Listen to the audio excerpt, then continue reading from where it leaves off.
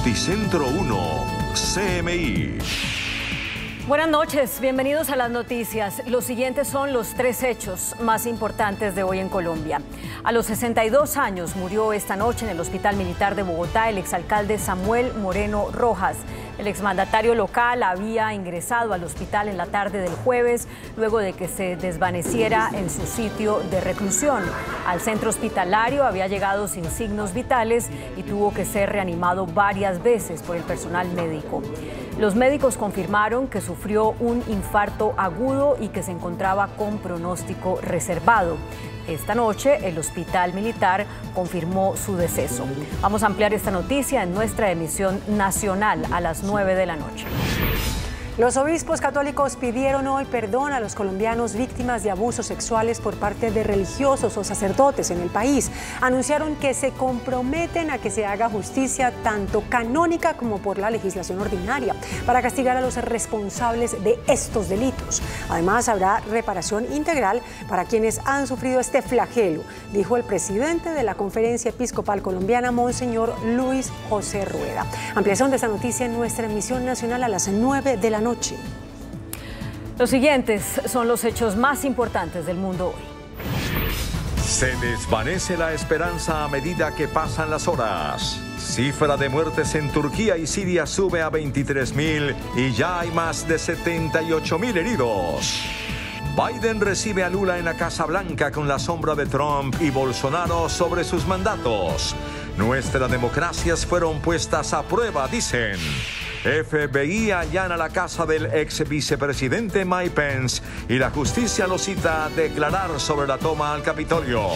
Estados Unidos derriba otro objeto volador de alto rango. Rusia lanza otro ataque masivo contra generadoras de energía de Ucrania y dispara las alarmas en planta nuclear. Desarrollan inteligencia artificial que ayuda a crear música. Con Claudia Palacios y Margarita Ortega. Los equipos de búsqueda y rescate en Turquía y Siria continúan con su labor para tratar de salvar a más personas, aunque la esperanza de encontrarlas con vida se agota poco a poco. Según el último balance de las autoridades turcas, son más de 23.000 las personas muertas. Después del devastador terremoto, tanto en Siria como en Turquía, los sobrevivientes enfrentan difíciles condiciones por el frío extremo del invierno y las nevadas que se han presentado durante las últimas horas, pues muchos de ellos quedaron sin hogar y buscan refugio.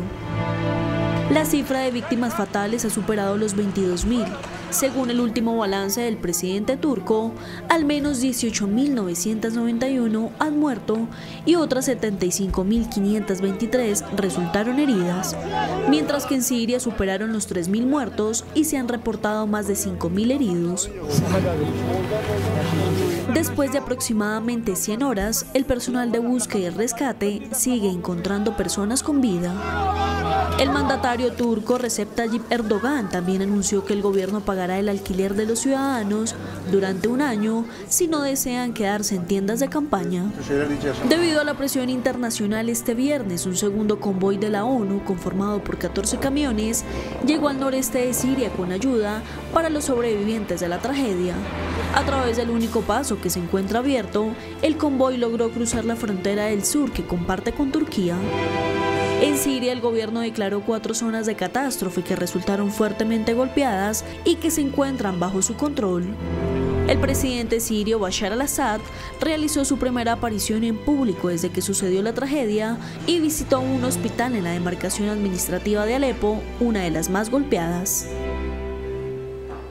Tulul, un pueblo ubicado en el noroeste de Siria, sufre graves inundaciones como consecuencia de los daños causados por el terremoto que provocaron la ruptura de una represa. La mayoría de los habitantes tuvieron que refugiarse en pueblos cercanos, pues sus hogares quedaron sumergidos en el agua. Tanto las calles como los campos de trigo y frijoles quedaron completamente destruidos. El presidente de Brasil, Luis Inácio Lula da Silva, se reunió en Washington con su homólogo de Estados Unidos, Joe Biden, en un encuentro que estuvo marcado por el interés de ambos mandatarios en reforzar la defensa activa de la democracia en la región, especialmente tras el intento de golpe por parte de seguidores del ultraderechista Jair Bolsonaro. Con apenas un mes en el cargo, el presidente brasileño Luis Ignacio Lula da Silva llegó a Washington cumpliendo con la invitación realizada por su homólogo estadounidense Joe Biden durante una llamada en la que el demócrata le transmitió el apoyo de su administración al líder del Partido de los Trabajadores tras el asalto a las sedes del poder de Brasil, lanzado por simpatizantes del expresidente Jair Bolsonaro, derrotado en las urnas y que lleva más de un mes en Florida. Un tema que marcó fuertemente el encuentro de los líderes de las dos democracias más pobladas de América, quienes se reunieron en la Casa Blanca para discutir otros temas como el combate contra el cambio climático, el fortalecimiento de la paz y la seguridad, además de la gestión de la migración regional. The two largest democracies in the hemisphere, Brazil, the United States, stand together. We reject political violence and we put great value in our democratic institutions. Our shared values and our strong ties between our people. Seja certo, I can reassure you, Mr. Estados Unidos that the U.S. e o resto do mundo and the rest of the world pode contar com o Brasil could count on Brazil na luta pela in democracia the fight for democracy e na luta pela preservação ambiental. and the fight for the preservation of the Amazon rainforest. Uno de los puntos fuertes de la visita de Lula es consolidar el apoyo de Estados Unidos a la democracia de Brasil, mientras Washington tuvo como prioridad abordar la influencia de China en la región. Antes de su cumbre con Biden, el mandatario sostuvo un encuentro con el senador Bernie Sanders del Partido Demócrata, además de otros legisladores del partido gobernante y con un grupo de sindicalistas. El FBI registró la casa del ex vicepresidente estadounidense Mike Pence como parte de una investigación sobre el mal manejo de documentos clasificados, según informaron medios estadounidenses. La operación se da tras el descubrimiento de papeles secretos en la casa del expresidente Trump. Pence evalúa postularse a la presidencia en 2024.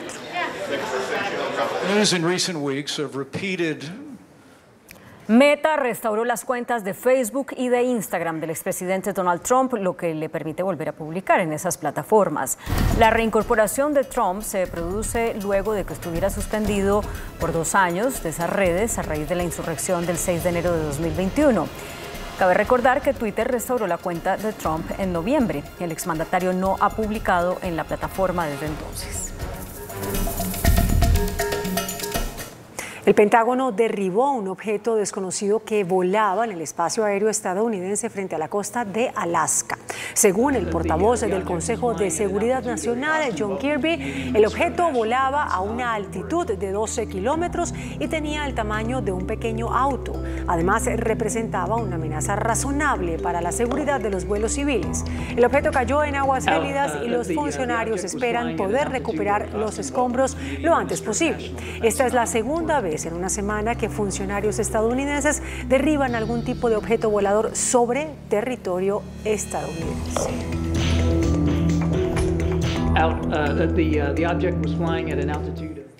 Rusia lanzó un nuevo ataque masivo con misiles y drones contra instalaciones de energía en Ucrania. Esto pasa a 2 semanas de que se cumpla un año del inicio de la invasión lanzada por el Kremlin.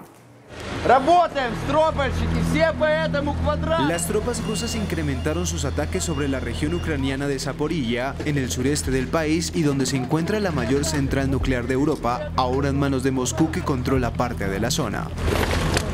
De hecho, según reportaron las autoridades ucranianas, Rusia lanzó este nuevo ataque masivo con decenas de misiles y drones explosivos que alcanzaron instalaciones energéticas en Ucrania, aunque advirtieron que fueron interceptados 61 misiles de los 71 que disparó Rusia contra su territorio.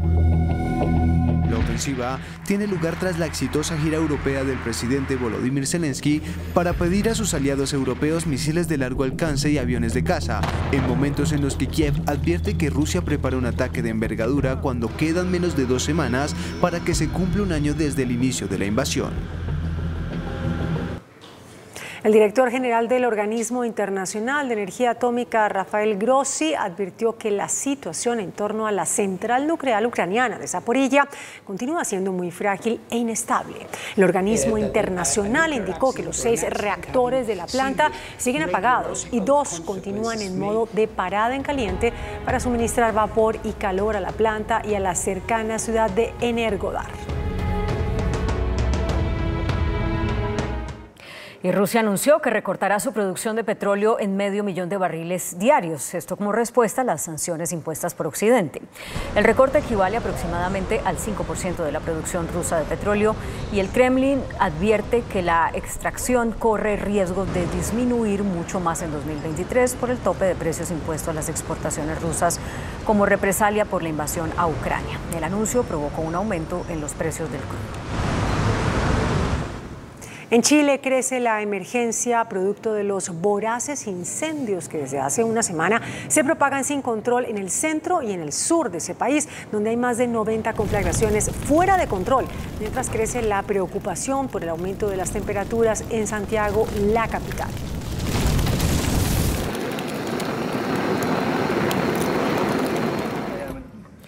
Aumenta la tensión en Israel. Un terrorista arrolló a un niño de 6 años y a un joven de 20. Otras 5 personas quedaron heridas. 2 de ellas se encuentran en estado crítico. El terrorista fue neutralizado por la policía local, que lo identificó como Hussein Karaka, quien era un ciudadano israelí. El atentado tuvo lugar en un barrio en una zona de la ciudad anexada por Israel y que es habitada por colonos judíos, muchos de ellos ultraortodoxos, y amenaza con recrudecer la violencia en la región.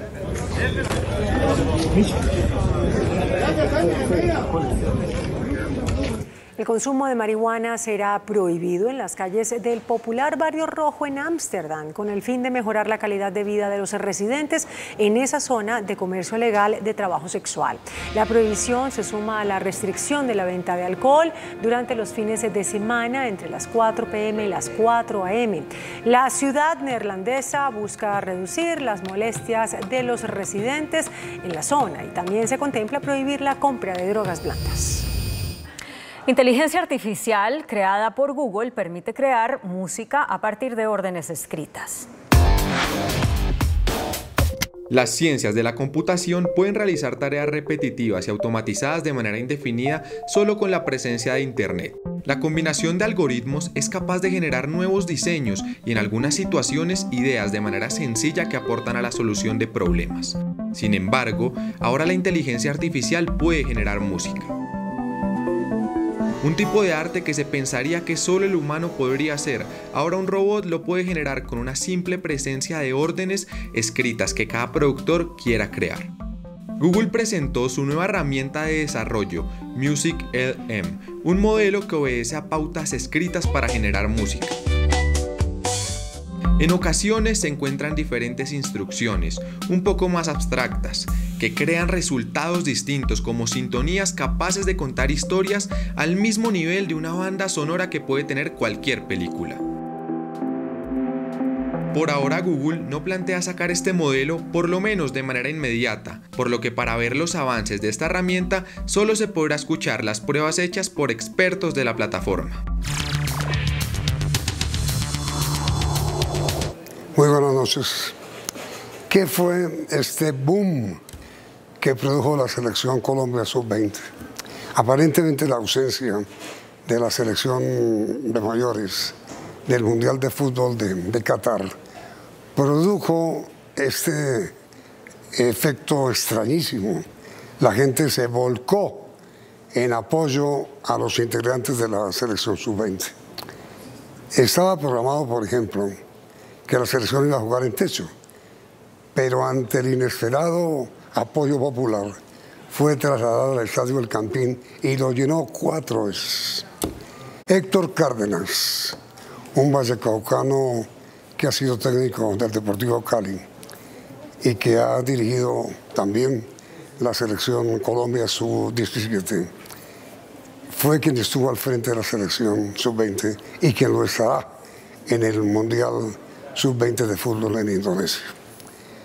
Él es nuestro invitado esta noche. Al profesor Cárdenas, ¿qué sabe usted de cómo se juega el Mundial en Indonesia? ¿Cuántos equipos son? ¿Son varios grupos o cómo? ¿Qué se sabe? Buenas noches. Muy buenas noches, Yamir. Bueno, agradecido por esta invitación. En estos momentos, como ha sido tan reciente el tema de la clasificación, estamos a la espera, ya están establecidos algunos de las selecciones que han clasificado. Si no estoy mal, creo que son 5 los grupos que hay, selecciones ya que van a ser cabezas de grupo, y esperamos en los próximos meses lo que va a ser el sorteo definitivo y darnos cuenta los rivales que vamos a encarar en esta competición. El Mundial en Indonesia se juega del 20 de mayo al 11 de junio. ¿Cuántos equipos van, profesor? Bueno, como te digo, Yamid, yo tenía un listado aproximado de 12 selecciones, de las cuales sabía que ya estaban clasificadas. Las otras restantes, incluyendo las de acá de Sudamérica, que nos íbamos a sumar.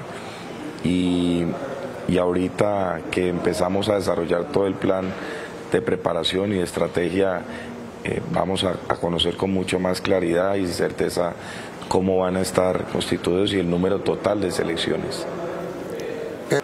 Pero entonces, por América irán ya pues Brasil, Uruguay, Brasil, Colombia y a la espera de que se defina si va a ser Ecuador, si va a ser Paraguay o Venezuela, que son los que en estos momentos están compitiendo por ese cuarto lugar. ¿De qué depende, profesor? Bueno, depende de esta última fecha, que ellos, los rivales de los cuales acabo de mencionar, tengan una victoria, y eso les va a permitir a algunos sumar 5 puntos, a otros 4 puntos, que los van a dejar en el cuarto lugar de la clasificatoria. ¿Cuál parece ser el equipo con mayor opción para ser el cuarto? La verdad es que ha sido una competencia muy pareja, todas las selecciones han competido muy bien, quizás algunas con mejor suceso en algunos partidos, pero yo la verdad que creo que el clasificado va a salir entre Ecuador y Paraguay. Ahora, profesor, mire, ¿usted cómo explica esta avalancha? 4 veces colmó la selección sub-20 del Estadio El Campín. ¿Cómo se explica esa presencia multitudinaria de apoyo a la selección sub-20? ¿Por qué? Antes estaba programada para techo. Así es, yo creo que lo más importante es que la selección nacional siempre, a la ciudad donde tenga la oportunidad de salir a representar su país, la gente se va a volcar, y en este caso era un reto que teníamos como grupo, porque después del suceso inmediatamente anterior, donde pues para nadie es un secreto el no haber participado en el Campeonato del Mundo, fue realmente una situación muy compleja para todos por lo que representa el desarrollo del fútbol colombiano, también de todo lo que se mueve en torno al fútbol. Y uno de los factores de los cuales trabajamos con los chicos fue esa mentalidad de saber prepararse para competir, para volver a enamorar a un país, y que la gente, como bien tú lo decías, se volcara a apoyar durante los 90, 95 minutos que normalmente hemos venido compitiendo. Y yo creo que lo que hizo Cali ahora recientemente, lo de Bogotá, es de valorar y reconocer. ¿A qué adjudica usted, profesor Cárdenas, el triunfo, el éxito de la selección sub-20 de nuestro país? ¿A qué lo adjudica? Lo primero, yo creo que al apoyo que hemos tenido por parte de la Federación Colombiana de Fútbol, a su comité ejecutivo en pleno, de nuestro presidente y todos y cada uno de los que hacen parte de estas personas que nos han generado primero las herramientas suficientes para que esta selección tenga la preparación que se requiere, para que no solamente los microciclos a nivel nacional, sino la preparación con juegos importantes a nivel internacional. Es el plus que esta selección tiene, porque yo creo que el desarrollo de nuestros deportistas va a crecer en la medida en que puedan tener esa competencia no solo nacional, sino también la internacional, que muchas veces se requiere de cara a lo que es el desarrollo del fútbol profesional. Mire, profesor, la selección debuta en Indonesia el 20 de mayo. ¿Se está pensando en algún partido preparatorio aquí en el Campín o en alguna parte? Bueno, Yamil, ahora es de pronto es muy prematuro decirte que vamos a hacer juegos en una ciudad, porque estamos desarrollando una planificación la cual esperamos durante los próximos días definirla, concretarla con nuestro director de desarrollo, evaluar lo que va a ser las ciudades donde probablemente vamos a competir y dónde va a ser la preparación de la selección, teniendo en cuenta todos los factores climáticos y fisiológicos que se deben tener en cuenta para esta competición, y posteriormente miraremos los rivales y lugares de trabajo donde se van a hacer, ya sea a nivel nacional como también internacional, que es uno de los plus que queremos tener. ¿Qué temperatura hace en Yakarta, en Indonesia ahora? ¿Calor, frío? No, pues no ahora, sino en mayo. No, sí me hablan de que hay un calor importante y antes que el calor también mucha humedad. Entonces yo creería que ahí va a radicar el tema de la preparación de nuestros atletas, de buscar empezar a generar escenarios donde puedan adaptarse rápido a lo que va a ser la competencia, como ahora lo hicimos en Bogotá.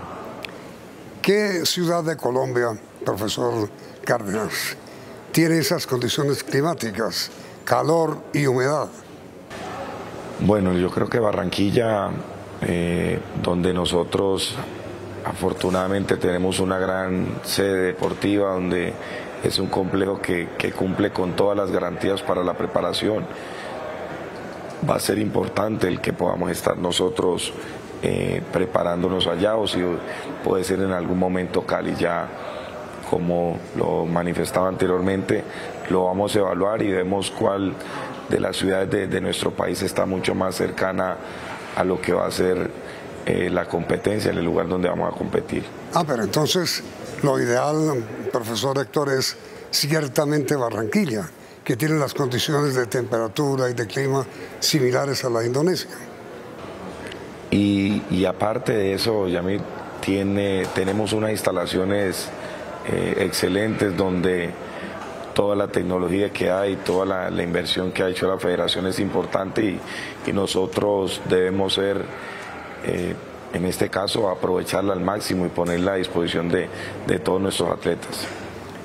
Mire, profesor, una de las decisiones que usted tomó, que resultó muy afortunada, tuvo que ver con el arquero Marquines.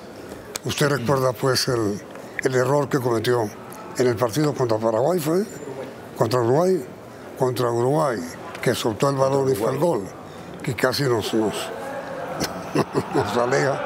Pero después usted, en un muy buen criterio, con buen criterio, lo confirmó y terminó Marquines convertido prácticamente en héroe de la selección. ¿Qué fue lo que lo condujo a usted a ratificarlo como arquero? Bueno, Yamil, yo creo que nuestra labor como seleccionadores es el de poder detectar ese talento y empezar a prepararlo. Y nosotros durante todo este tiempo de preparación, 15 convocatorias, pudimos evaluar alrededor de 9 porteros, y a todos y cada uno de ellos lo fuimos caracterizando. Después, el tomar la decisión de por qué estos 3 eran los que en este momento, por su actualidad y su presente, podían defender la portería de la selección nacional con suficiente confianza y seguridad, brindársela a sus compañeros y al país.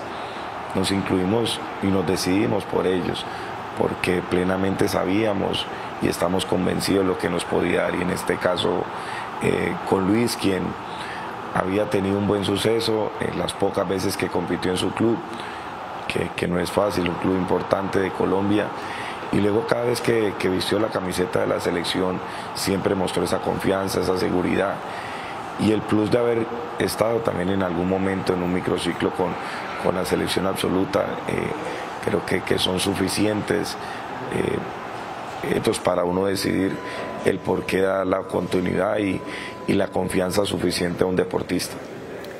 Sí, parecería que usted tiene pues toda la razón en ese sentido. Dentro de todos los jugadores, profesor Cárdenas, que son extraordinarios además, Gustavo Puerta se va para el Bayern, ¿no? Sí, Gustavo creo que es un joven que primero ha sido obediente, ha sido disciplinado y esos factores yo creo que hoy le permiten que la vida le recompense todo el trabajo que ha hecho él y su familia, el saber perseverar y esperar ese momento, el poder haber competido en un club de segunda división donde pudo tener continuidad a lo largo de la temporada.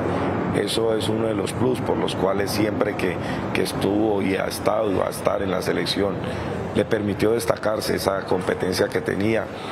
Y luego los rasgos que se han venido trabajando desde la parte personal con él, que es muy importante, el saber y tener claro para dónde va, fijarse esas metas y cumplirlas. Sí, es increíble, pero por ejemplo usted, Gustavo Puerta, que es el futuro volante del Bayern de Alemania, es increíblemente estrella de segunda división del Bogotá Fútbol Club, ¿no es cierto? Así es, sale de una escuela de La Victoria, él nace y sale de La Victoria, donde pasa una academia de fútbol en Tuluá, muy reconocida, que viene haciendo un buen talento, un buen suceso a nivel nacional, talento GB, pasa a hacer las pruebas en unos clubes del fútbol local, en los cuales no tiene esa oportunidad y llega a Bogotá, donde día a día empezó a ganar su lugar, empezó a competir. Y ese número de minutos que sumaba semana a semana fue lo que nos llamó la atención. Empezamos a hacerle el análisis previo que se tiene para poder citar los jugadores a los microciclos, y luego ya cuando lo fuimos teniendo, lo fuimos conociendo, consideramos que iba a ser importante el suceso que podía tener con la selección. Todos los jugadores regresan ya a sus clubes de origen. ¿Cuál es el programa suyo en adelante con esta selección?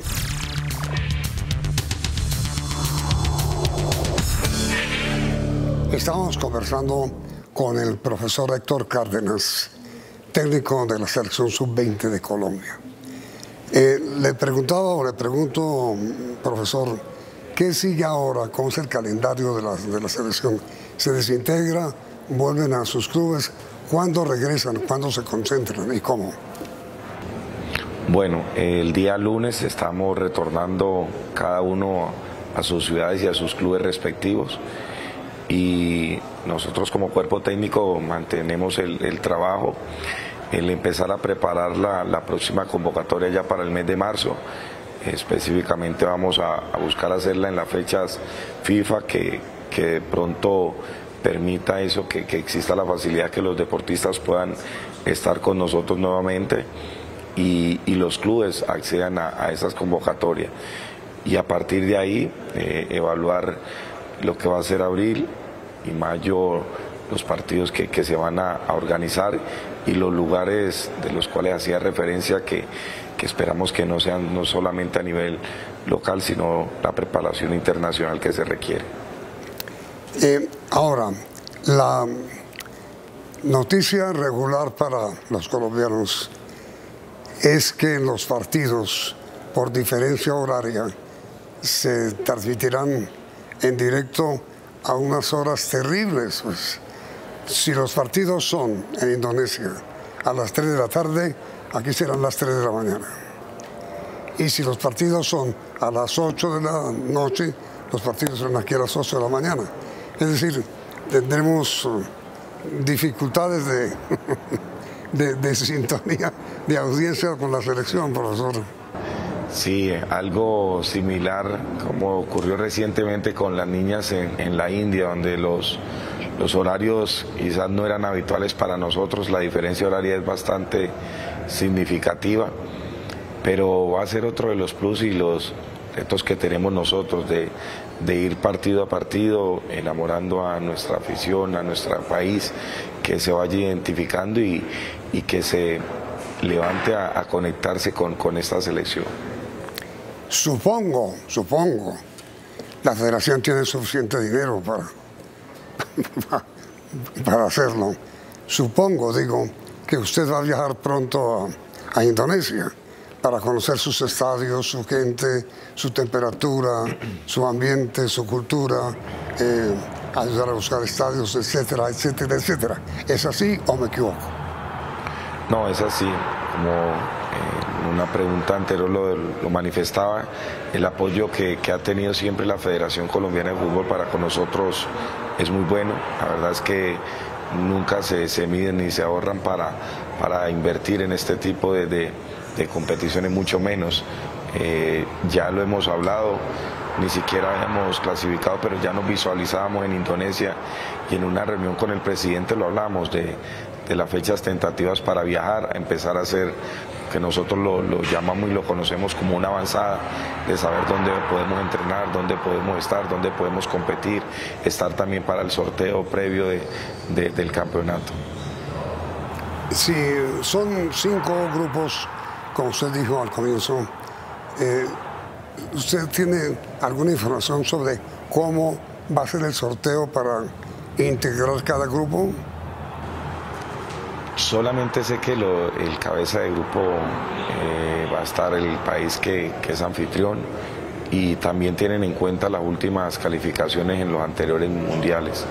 A partir de ahí ya las demás selecciones entran en sorteo de quién va a ciertos grupos. Hombre, y a propósito, ¿qué países distintos de América han clasificado para Sub-20 en Indonesia? Bueno, tengo conocimiento de Inglaterra, tengo conocimiento de Estados Unidos, que también los enfrentamos, República Dominicana, también ya tiene un cupo, creo que Alemania es otra de las selecciones que también ya tiene cupos asegurados. Y hay otras que en este momento no tengo tan claro, pero prefiero no equivocarme en eso, entonces también no doy el concepto de las otras 5 selecciones que hemos estado analizando. Hablemos un poco de nuestros jugadores, profesor. ¿Qué me cuenta o qué nos cuenta a todos de Kevin Mantilla, nuestro back súper santafereño? Kevin lo conocemos desde el año 2018, cuando llegamos a la federación, y en ese primer momento tuvo un acercamiento a microciclos de la selección sub-17, que en ese momento nos preparábamos para el suramericano en Lima. En ese momento no pudo ser del equipo principal, sin embargo creo que siempre mantuvimos el seguimiento de lo que venía haciendo en su club, del día a día del suceso, y luego cuando ya nos nombran como tal en la categoría sub-20, sabíamos que contábamos con un central que ya había pasado por microciclos con nosotros, y sabíamos del potencial que tenía. Luego lo que día a día fue logrando en su club le permitió seguir consolidándose, el venir a la selección con frecuencia, el poder tener competencia, lo fue hoy llevando a ser uno de los jugadores que más se ha destacado en este suramericano. A ver, profesor, ¿cuál fue la mayor dificultad que usted tuvo que enfrentar como técnico de la selección sub-20? El sacar los 23, porque cuando tienes una matriz de jugador bastante importante, que fueron alrededor de 178 jugadores que consideramos, de los cuales solamente pudieron llegar 75 a las diferentes convocatorias, y microciclo a microciclo ir filtrando esa nómina, y al final el 30 de diciembre decir de que eran 23 los que estaban, y después sobre la competencia que empiecen a reducirse esa nómina de 23 a 22, no era fácil, pero creo que hace parte del conocimiento que teníamos de la categoría, de la actualidad y el presente de todos y cada uno de los deportistas que hoy ha representado a su país. Mi pregunta final, espero que no lo moleste lo que le voy a plantear. ¿Por qué razón usted para la Federación de Fútbol ha sido una especie de príncipe Harris, el repuesto? Su último, el libro que acaba de lanzar, que usted siempre aparece como el que llaman para cuando se presenta una vacante, Cárdenas. Cuando se presenta una ausencia de algún técnico por alguna razón, Cárdenas. ¿Por qué? No, yo creo que primero he sido afortunado y privilegiado de haber llegado a la federación, ya vamos a ajustar los 5 años, de que ha habido un reconocimiento y una convicción por parte de todo el comité ejecutivo del trabajo que se inició desde ese año, donde quizás en ese momento los resultados no fueron los esperados, pero también el suceso de grandes entrenadores que han pasado por las selecciones absolutas, el visualizar la proyección del desarrollo del fútbol colombiano y darnos esa oportunidad hace parte de la convicción que tienen nuestros directivos, de saber de que hay un proceso que tarde que temprano va a ir dando sus frutos y que debemos estar preparados para eso. Y lo otro, cuando se dio la oportunidad recientemente de dirigir el partido de Arabia, yo creo que era más por el momento donde no había el entrenador principal, estaban a esperas de poder nombrarlo y en ese momento consideran el nombre de Héctor Cárdenas, que quizás también había hecho partes del proceso con el profe Carlos Queiroz, donde había tenido un acercamiento y un reconocimiento de lo que era la categoría absoluta y donde empezaba a distinguir y a reconocer el trabajo con los jugadores. Sí, y le advierto que esta pregunta estaba muy lejos de mortificarlo, sino era más bien una crítica a la federación. Quiero que entienda eso. Profesor Cárdenas, gracias por aceptar su invitación. Muchísima suerte de todo corazón y espero que regrese a Colombia en junio con Copa. Bueno, amén. Yo creo que nuestra labor es seguir representando a nuestro país de una muy buena forma, seguir poniendo el nombre de nuestro país en un mejor lugar y eso es lo que queremos hacer ahora con esta oportunidad que tenemos nuevamente de saber el potencial que hay en Colombia y nuevamente agradecer este espacio para reconocer todo el apoyo que hemos tenido por parte de todo el país. Ojalá hagan otro partidito aquí en Bogotá de preparación para el Mundial. Mucha suerte, el profesor Cárdenas, muy querido, y que acompañe la buena suerte también a todos nuestros jugadores. Ha sido usted muy amable. Muchas gracias. A usted y a ustedes televidentes por la sintonía, gracias por ella y continúen aquí en Noticentro 1 CMI. Noticentro 1 CMI. Murió exalcalde Samuel Moreno. Sufrió 3 ataques cardíacos y muerte cerebral. Moreno cumplía mañana 63 años de edad. Solo periodistas y agentes de seguridad en el hospital militar. Fiscal Barbosa califica como repugnante beneficios propuestos por ministro de Justicia a detenidos. Procuraduría también cuestiona el proyecto. Suspendido 3 meses director de la SAE por Río en AAA de Barranquilla. Hijo de la gata detenido y reseñado. Iglesia pide perdón por casos de pederastia. Grave disturbios en la Universidad Nacional. Colapso en Carrera 30 y Calle 26. Padre Luis Fernando Múrera, nuevo rector de Universidad Javeriana. Puentes peatonales en Bogotá convertidos en trampas mortales. Con Claudia Palacios y Margarita Ortega. Iniciamos nuestra segunda hora de noticias. Falleció el exalcalde de Bogotá, Samuel Moreno Rojas, luego de sufrir 3 infartos y de ser diagnosticado con muerte cerebral.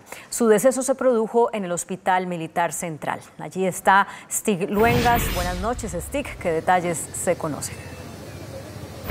Así es, Claudia y televidentes, feliz noche. Nos encontramos en el Hospital Militar Central en la localidad de Chapinero. Aquí se confirmó la muerte del exalcalde de Bogotá, Samuel Moreno Rojas, de 62 años de edad. A las 6:30 de la tarde se produjo su deceso. Este es el último comunicado que emitió el centro médico, abro comillas. El Hospital Militar Central se permite informar el fallecimiento a las 6:30 de la tarde del paciente Samuel Moreno Rojas, quien persistió con shock refractario hasta presentar parada cardíaca. Lo acompañaron sus familiares según este comunicado emitido por el Hospital Militar. También hay que tener en cuenta que el exalcalde de Bogotá ingresó aquí al hospital el día de ayer sin signos vitales. Tuvo que ser reanimado en 3 ocasiones. Esta fue la vida política de Samuel Moreno. El exalcalde de Bogotá, Samuel Moreno Rojas, murió en la capital a los 62 años luego de que sufriera un infarto agudo al miocardio. Ayer en horas de la tarde ingresó al Hospital Militar Central al ser trasladado por unos patrulleros que lo llevaron en un vehículo oficial luego de que se desmayó en el lugar donde estaba privado de la libertad, en la Escuela de Carabineros. Eso nos dará a nosotros la razón. Moreno proviene de una de las familias políticas que marcaron la historia de Colombia en el siglo XX. Era nieto del general Gustavo Rojas Pinilla, presidente de la República, e hijo de la congresista y aspirante a la presidencia María Eugenia Rojas. Samuel Moreno nació en 1960 en Miami, Estados Unidos, donde vivía con su familia. Luego tuvo que salir exiliada de Colombia. En 1991 fue elegido senador y fue reelegido en 1994, 1998 y 2002. En 2002 su partido se adhirió al Polo Democrático Independiente, que se convertiría en el Polo Democrático Alternativo. En 2007 aspiró a la alcaldía de Bogotá y resultó elegido. Samuel Moreno obtuvo más de 300.000 votos, 15% de ventaja sobre el exalcalde Enrique Peñalosa para un total de 915.769 votos. Se posesionó el 1 de enero de 2008 con la promesa de atacar los indicadores de inequidad social en Bogotá. Actualmente cumplía una condena de 11 años. Fue privado de su libertad en el año 2011. Samuel Moreno Rojas fue líder del denominado carrusel de la contratación. Tenía 3 condenas. El exalcalde de Bogotá fue considerado por la Fiscalía como uno de los cerebros en el desfalco del carrusel de la contratación en la capital, caso por el que fueron capturados y condenados decenas de contratistas y políticos quienes a través de múltiples maniobras se apropiaron de millonarios contratos. Según la Fiscalía, Moreno se concertó con su hermano, el senador Iván Moreno, los contratistas del Grupo Nule y Emilio Tapia para desfalcar a la capital. Samuel Moreno fue detenido en 2011 y fue condenado por 3 procesos, la condena más alta de 39 años de cárcel. Este caso tiene que ver con millonarios sobrecostos y sobornos que hubo en la calle 26 en la construcción de las obras de Transmilenio. Otra de las sentencias está relacionada con un multimillonario contrato de ambulancias en el que se descubrieron que hubo sobornos en el Concejo de Bogotá. La tercera sentencia tiene que ver con el pago de sobornos para direccionar contratos de la malla vial en la capital. Aunque Samuel Moreno fue condenado en 3 oportunidades y varios jueces ordenaron que fuera enviado a la picota, durante sus 11 años de detención siempre estuvo recluido en una estación de policía. El Hospital Militar redobló su seguridad en este momento, pues están los familiares adentro, entre estos Iván Moreno, quien también está condenado por el carrusel de la contratación. Tiene un permiso de 24 horas para estar con su familiar aquí en el Hospital Militar. Tener en cuenta también que mañana Samuel Moreno Rojas cumplía 63 años de edad. Con esta información me despido desde la localidad de Chapinero, en el Hospital Militar Central. Stig Luengas en Noticentro 1 CMI. El fiscal general Francisco Barbosa calificó como repugnante los beneficios que tendrían los presos vinculados con delitos de lesa humanidad. El jefe del ente acusador reveló a Noticentro 1 CMI los múltiples reparos que presentará al Congreso cuestionando el proyecto de humanización penitenciaria del gobierno. La Fiscalía lista una amplia crítica al proyecto que presentó el gobierno para humanizar las cárceles, es decir, deshacinar los centros de reclusión, creando herramientas como la libertad preparatoria con la que los presos podrán salir de prisión a trabajar cuando reparen a las víctimas y cumplan la mayoría de su condena. Y aunque fuentes de la Fiscalía le confirmaron a este noticiero que el ánimo del ente acusador es que se fortalezca la justicia restaurativa, el fiscal le planteará al Congreso varios interrogantes sobre este proyecto que algunos califican como una excarcelación masiva. Las cosas se hacen bien o no se hacen. Esto a forceps no funciona en un país. Porque este país tiene muchos límites desde el punto de vista institucional y constitucional. La Procuraduría advirtió que en el proyecto de ley se incluirá beneficios para las personas procesadas por delitos de lesa humanidad. El fiscal le dijo a este noticiero que se opondrá a este tipo de cambios al Código Penal. Es repugnante, absolutamente repugnante, que una persona que cometió delitos de lesa humanidad lo vayan a meter en una casa para que esté tranquilo viendo Netflix y viendo series. Tiene que haber alguna sanción, o si no, ¿cuál es el mensaje que se le está mandando a este país? El otro gran pero de la Fiscalía frente al proyecto es la posibilidad de que los delitos como concierto para delinquir y otras conductas sean eliminadas cuando tengan relación con las manifestaciones o marchas. Para el fiscal, esto no se debe modificar, dado que no se podrían judicializar a las personas que se agrupen para atacar instalaciones estatales, como ocurrió con la sede de la Fiscalía en Tuluá, Valle del Cauca, que fue incendiada. La Fiscalía tampoco ve con buenos ojos que se despenalice la injuria y la calumnia, delitos que son castigados con penas entre el año y los 6 años de cárcel.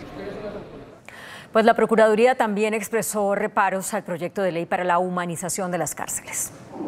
En el marco de una discusión en el Congreso sobre el proyecto del Ministerio de Justicia, la Procuraduría cuestionó que se plantee una prohibición para imputar ciertos delitos en contextos de protesta social. Nos preocupa esa restricción frente a la posible tipificación del concierto para delinquir y el terrorismo en el marco de la protesta, aclarando, para que no se malentienda, que per se el que protesta no está incurriendo en estas conductas. La Procuraduría también se opone a la eliminación del delito de inasistencia alimentaria planteada en el proyecto e hizo advertencias sobre tratados internacionales. La concesión, como se sugiere allí, de la prisión domiciliaria también podría tener una tensión con el Estatuto de Roma en punto de los crímenes de lesa humanidad y de guerra, pues que no sería procedente este tipo de beneficios para personas condenadas por estos delitos. El ministro de Justicia, Néstor Osuna, aseguró que la prisión domiciliaria para quienes cometan crímenes de lesa humanidad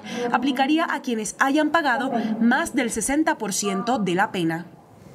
La Procuraduría General de la Nación abrió una investigación y ordenó la suspensión por 3 meses del director de la Sociedad de Activos Especiales, Daniel Rojas. El viceprocurador Silvano Gómez ordenó la suspensión del director de la SAE, Daniel Rojas, por el presunto incumplimiento del contrato de compraventa de acciones de la empresa de servicios públicos AAA que debían ser transferidas a la empresa Cayena, en la que tiene participación el distrito de Barranquilla. Las conductas podrían generar un detrimento patrimonial por presuntamente incumplir la obligación contractual de transferir las acciones objeto de la venta, cuya consecuencia derivaría, en principio, en hacer efectiva la cláusula penal por 59.000 millones de pesos por parte de la empresa Cayena. La Procuraduría también advirtió irregularidades en el cambio de la junta directiva de la AAA, efectuada esta semana, que quedó con mayorías de la SAE.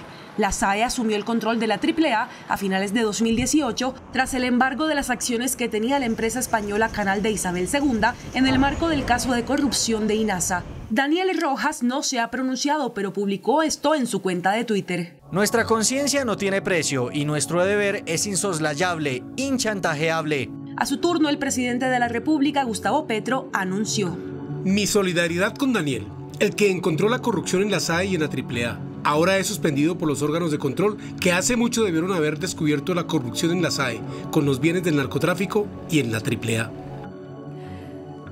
El superintendente de Servicios Públicos, Dagoberto Quiroga, anunció hoy que continuará adelante con la investigación por la venta de acciones de la AAA en Barranquilla, a pesar de que la Procuraduría le abrió hoy una investigación preliminar. Aunque pareciera estar entre la espada y la pared por la investigación que le abrió hoy la Procuraduría General de la Nación y la orden que le dio el presidente Gustavo Petro para establecer si las acciones de la empresa AAA fueron vendidas a menor precio del real, el superintendente de Servicios Públicos, Dagoberto Quiroga, dice que no se declara impedido. No, yo no me declaro impedido por nada porque estoy cumpliendo unas funciones y la procuradora considera que se están desconociendo normas, pues que explique cuáles son las normas que estoy desconociendo, pero ni siquiera he sido notificado, que es hoy una costumbre de algunos funcionarios que notifican por los medios y no por notificaciones como lo dice la ley. Y a una pregunta concreta, si la investigación de la procuradora obedece a una pelea del grupo político de la Casa Char con el gobierno nacional, el superintendente respondió que hay intereses detrás de ello. Y es normal que los cambios tocan intereses económicos y que hay todavía en las entidades del Estado defensores de intereses económicos que se oponen al cambio. En Barranquilla, las autoridades reseñaron y notificaron la orden de suspensión de libertad a Luis Alfonso López, alias El Gatico. Jorge Luis Alfonso López, más conocido como El Gatico, hijo de Enilce López, alias La Gata, no se fugó, está en su casa y ya fue notificado por el IMPEC de la revocatoria de su libertad. El privado de la libertad, Jorge Luis Alfonso López, nuevamente fue reseñado por parte de funcionarios de establecimiento penitenciario y carcelario de mediana seguridad de Barranquilla, El Bosque, en su lugar de residencia donde cumplirá su detención ante la nueva medida judicial.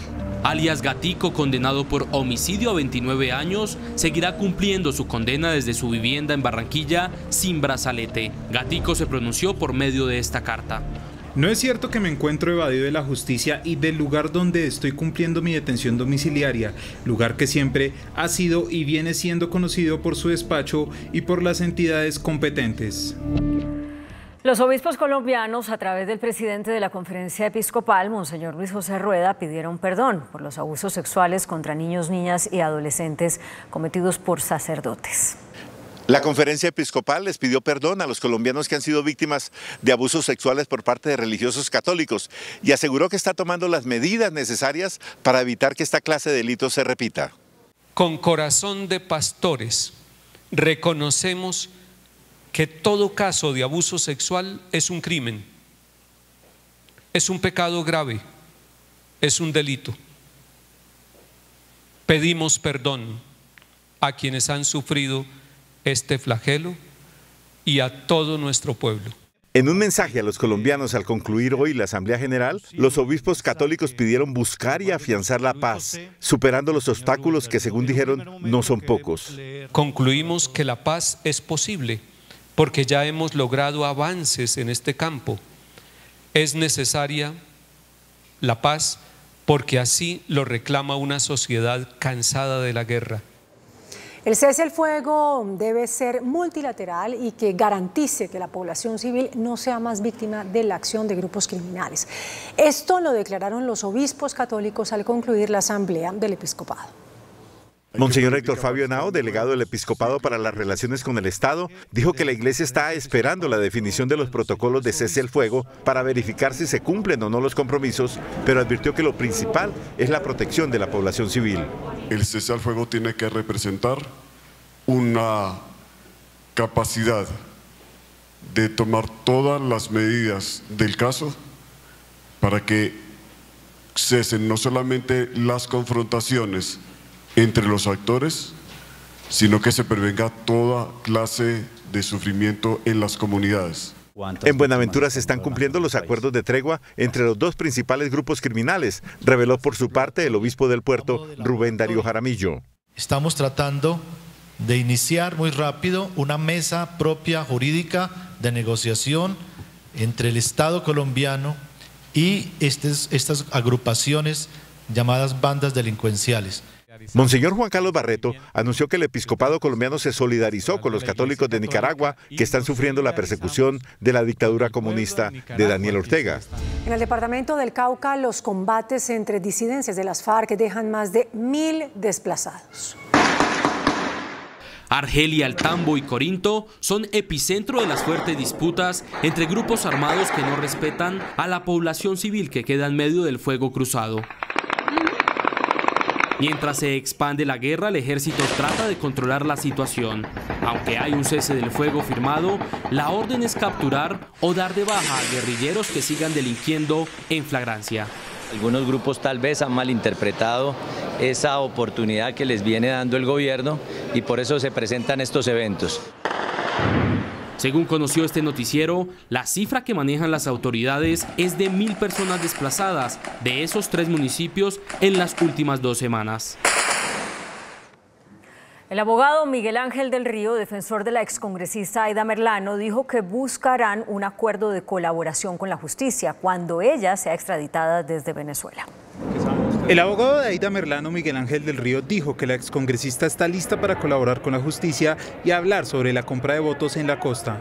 Nos parece que es hora que Aida regrese al país, que cuente la verdad sobre todo el entramado de corrupción, no solamente en la región Caribe, sino a nivel nacional, y cómo el Caribe colombiano desde la corrupción terminó permeando además todas esas candidaturas a nivel nacional. El ministro de Justicia reveló que se reactivó la solicitud para que Aida Merlano sea extraditada desde Venezuela. La excongresista enfrenta una condena por compra de votos para su campaña al Congreso de la República. Merlano se escapó de un consultorio odontológico y tras su fuga fue detenida en Venezuela. Productores del sur del país aumentan sus pérdidas tras un mes del cierre de la vía panamericana.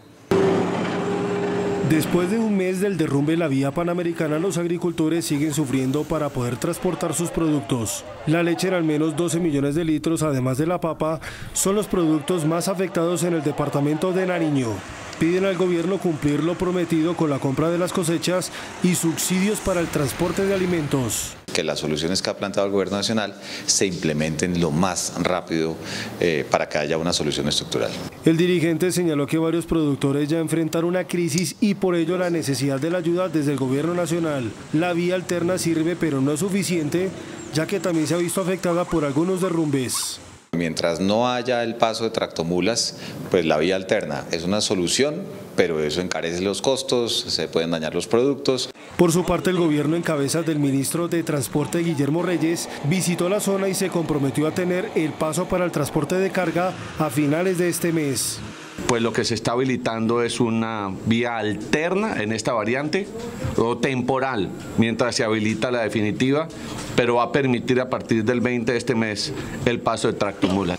El funcionario señaló que se viene haciendo el acompañamiento a la comunidad de la región. El gobierno mantendrá un monitoreo permanente en la zona.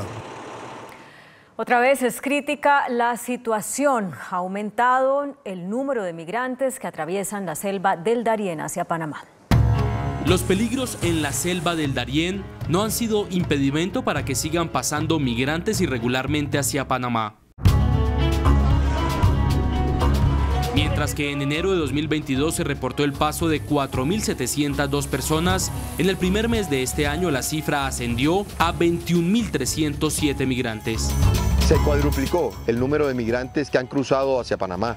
La mayoría de migrantes son haitianos, ecuatorianos, venezolanos, chinos e indios. Urge que las autoridades implementen acciones para atender a este grupo poblacional. Preocupa el paso desmesurado de niños, niñas, adolescentes, mujeres gestantes, madres lactantes y adultos mayores. Un nuevo caso de sicariato se registró en Bogotá. La víctima fue identificada como Juan Francisco Caicedo, hermano del extinto capo Luis Caicedo. Atención a este video. Este fue el momento exacto en el que dos sicarios dispararon en al menos 4 oportunidades en contra del hermano de un ex capo del narcotráfico. Al parecer estaba movilizando una motocicleta GS200 negra. Las características de los sujetos apenas ocurrieron los hechos, se impartieron para hacer el tema del plan candado.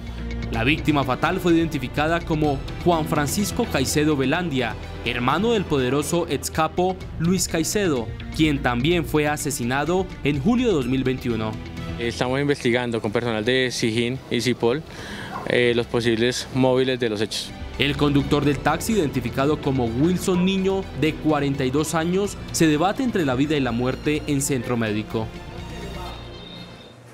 El gerente del proyecto Metro de Bogotá, Leonidas Narváez, insistirá en defender el contrato firmado. Asegura que no se dejará llevar por conceptos, sino por la jurisprudencia.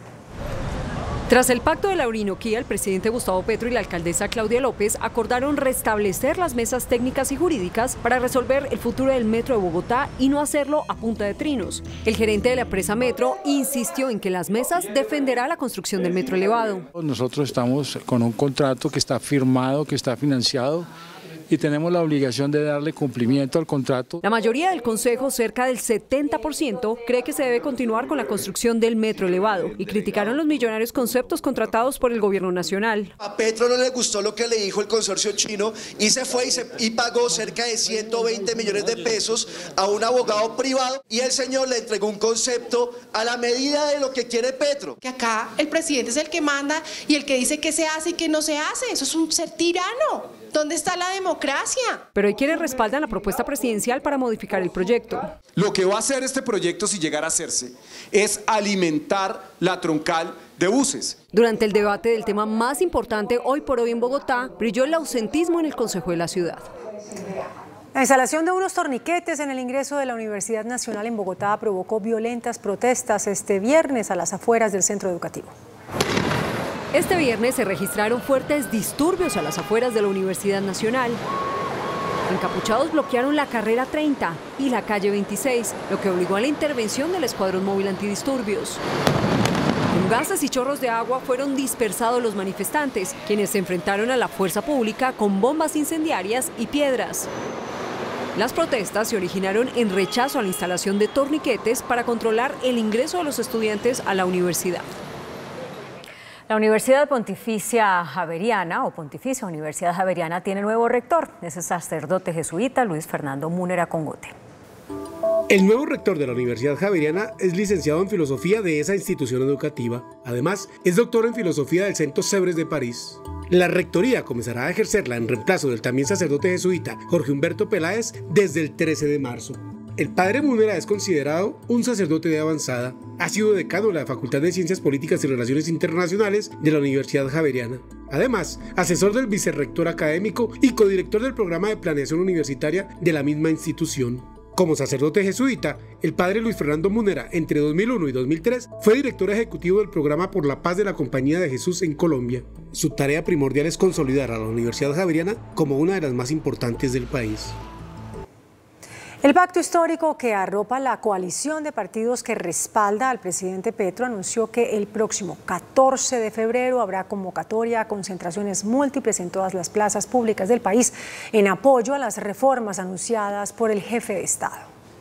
Va tomando forma el evento del próximo martes 14 de febrero, que contará con la presencia del presidente Petro, quien convocó a sus seguidores a tomarse las calles para respaldar sus propuestas de cambio. Nos estamos jugando nada más y nada menos que las posibilidades de cambio en el país, con la justicia social al centro, la reforma a la salud, la reforma pensional, la reforma política, en fin, lo que necesita la reforma laboral para mejores condiciones laborales para los colombianos y colombianas. No habrá marcha, sino la invitación a estar en la Plaza de Bolívar de Bogotá y en todas las plazas públicas del país. Un camión que cargaba chatarra se incendió en una importante vía del occidente de Bogotá. El vehículo iba en dirección occidente-oriente cuando una chispa encendió la carga.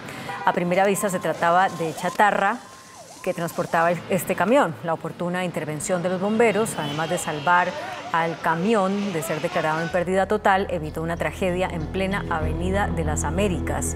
El hecho colapsó el tránsito. Aumenta a 23.000 el número de víctimas que deja el terremoto que devastó a Turquía y a Siria. De otra parte, el presidente de Brasil, Luis Inácio Lula da Silva, se reunió en la Casa Blanca con su homólogo estadounidense, Joe Biden. Las noticias del mundo en Noticentro 1 CMI. Los equipos de rescate siguen buscando supervivientes entre los escombros dejados por el masivo terremoto que golpeó a Siria y Turquía, uno de los más mortíferos de la región y cuyo saldo de víctimas no deja de crecer con el pasar de las horas, mientras crecen las alertas de una posible catástrofe humanitaria cuando la ONU estima que más de 5 millones de sirios podrían quedarse sin casa tras el sismo. El presidente brasileño Luis Inácio Lula da Silva se reunió en la Casa Blanca con su homólogo estadounidense Joe Biden en un encuentro marcado por el interés de ambos mandatarios en reforzar la defensa activa de la democracia en la región, especialmente tras el intento de golpe por parte de seguidores del ultraderechista Jair Bolsonaro. Rusia lanzó un nuevo ataque masivo con misiles y drones contra instalaciones de energía en Ucrania cuando quedan menos de 2 semanas para que se cumpla un año desde el inicio de la invasión lanzada por el Kremlin. Los puentes peatonales en Bogotá se han convertido en trampas mortales por el hurto de sus piezas. En el último año han sido reparadas 221 estructuras. En medio de la lamentable situación que hoy padece una mujer después de caer desde una altura de 3 metros del puente peatonal de la estación Palo Quemado, la situación del robo de las láminas y el deterioro de los puentes peatonales es inminente. Durante los años 2022 y 2023 se han reportado 221 casos de afectaciones en los puentes peatonales, que al día de hoy tienen opiniones opuestas sobre su reparación.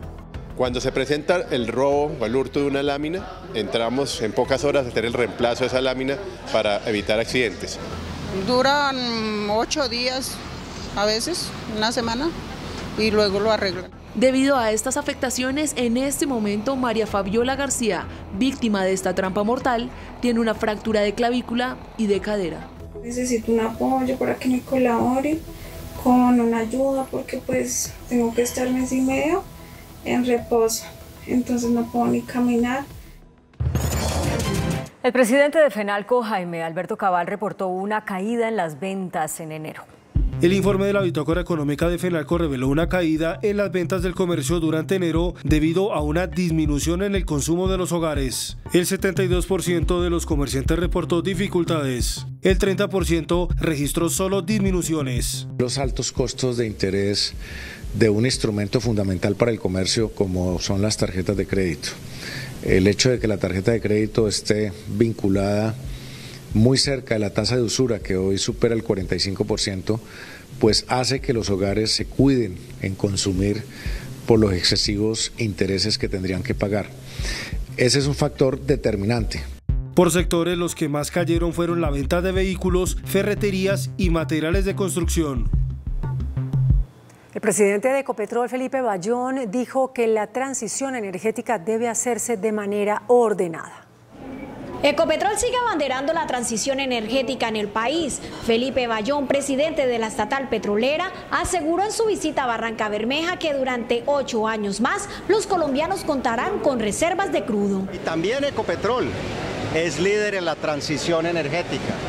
Desde hace varios años venimos trabajando con renovables, con hidrógeno, con captura de carbono, con geotermia, con solar, con eólica.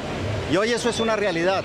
Esto vamos a tener que seguir trabajándolo, hay que hacer la transición de manera ordenada, de manera disciplinada. Pero tenemos que seguir produciendo petróleo, tenemos que seguir explorando. El país hoy tiene unos 8 años de reservas más o menos. Estas declaraciones fueron entregadas en el marco de la inauguración de la Unidad Móvil de Salud que beneficiará a 6 municipios en la región del Magdalena Medio. Está todo listo para el pago de impuestos en Bogotá. La Secretaría de Hacienda habilitó la plataforma para la descarga de las facturas. También se enviarán en físico a todos los predios. Este año los bogotanos volverán a recibir las facturas de los impuestos en sus casas. A finales de febrero empezará la distribución de los recibos. Hay 3 formas de obtenerlo. 1, en físico. Segundo lugar, al correo electrónico. Y en tercer lugar, un contribuyente puede por sí mismo entrar a la página de Hacienda y en línea descargar la factura y también pagar. El pago del impuesto predial con el 10% de descuento vence el 12 de mayo y el del impuesto de vehículos con descuento el 2 de julio. Las facturas que vamos a mandar las van a recibir 2 meses antes, de hecho. Este año la capital espera recaudar por concepto de impuestos 12.9 billones de pesos. El índice de capitalización de la bolsa, que mide el comportamiento de las 20 principales acciones, cerró estable. El índice selectivo MSCI Colcap de la Bolsa de Valores de Colombia se mantuvo estable a 1.245 puntos. La acción de Ecopetrol fue la que más subió con una valorización de 5,16% a 2.629 pesos. La acción de Terpel fue la que más bajó con una pérdida de 4,59% a 8.010 pesos. La acción más negociada fue la de Ecopetrol al movilizar más de 26.922 millones de pesos. El dólar cerró al alza. Indicadores económicos en Noticentro 1 CMI. La tasa representativa del mercado que regirá hasta el próximo lunes será de 4.777 pesos con 73 centavos. Los profesionales del cambio compran la divisa en promedio en 4.500 pesos y la venden en 4.550 pesos. Un euro cuesta 5.126 pesos. La libra de café en Nueva York se cotizó a $1.74. El azúcar se transó en 21,53 centavos de dólar la libra. El barril de petróleo WTI se cotizó en $79.81. La referencia Brent para Colombia se cotizó en $86.50. Una acción de Ecopetrol cuesta 2.629 pesos.